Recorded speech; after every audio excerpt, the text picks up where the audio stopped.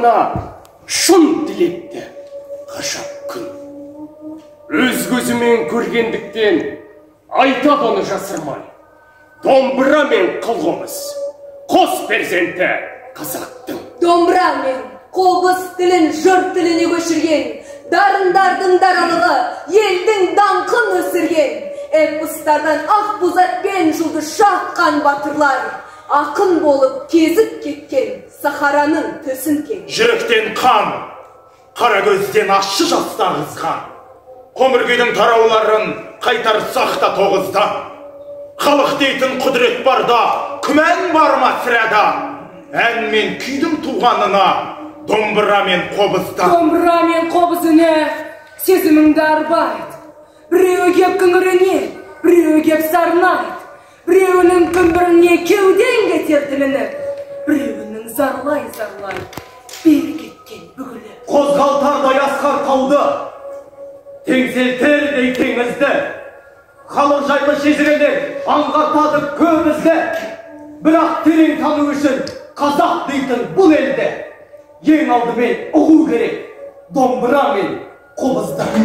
Жұрттан жақсы атарналар елден баға, қас жүйрікке бәйгеден келген дара. Нағыз батыр емес пе, нағыз батыр, Исатай Махамбетті берген дала. Айтарыңды әділ ай, бұлдандама, өкініштің ауасы удан ғана.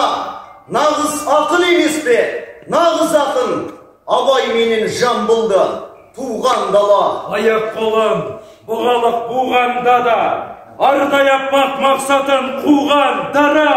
Нағыз әнші емес пе, нағыз әнші, бір жан сал мен ақанды туған дала. Орын алса, алатын төрден ғана, өнері мен өмірін өрген дана.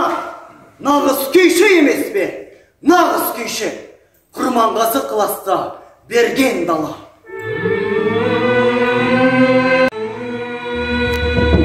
Ол халық талай набып аза көрген, тағдыры алмағайып маза берген, кең дала парағы мол қалың дәптер, Қазекең күйін соған жаза берген. Бұл халық ащы даусын соза дөрден, бәйгеге қосқандары оза келген, кең дала парағы мол қалың дәптер, Қазекең әнін соған жаза берген. Бауырды бауырынан қаза бөлген, сонда да ажырамай саз әуеннен, қайғысын ән кетіп даласына, қанымен жүрегінің жаза берген. Оп-оңай құламаған қазақ ерден, жаулары аза менен жаза көрген, ерлігін дастан етіп даласына, тұлпардың тұяғымен жаза берген. Бір кезде бірте-бірте тоза берген, соңынан өсе керген мазақ ерген, сонда да бар білгенін даласына, түйенің табанымен жаза.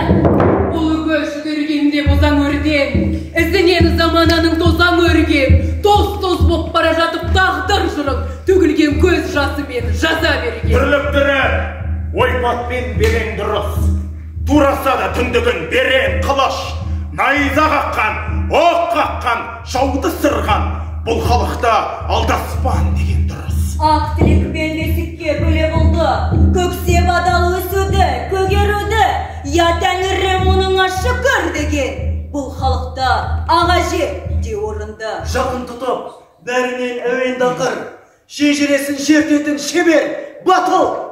Даланы бұл, домбыра деген мақыл, халықты бұл, қас күйші деген мақыл. Бұл қазақ күйдегенде тәтті рухты, күйшіге мінгізіпті атты мықты, кейіннен жаяу айдап сол перзентін апарып абақтыға жаптырыпты. Бұл үшін өршелене түсер кепті, бәрі-бір ажалы жоқ кісі өлмепті.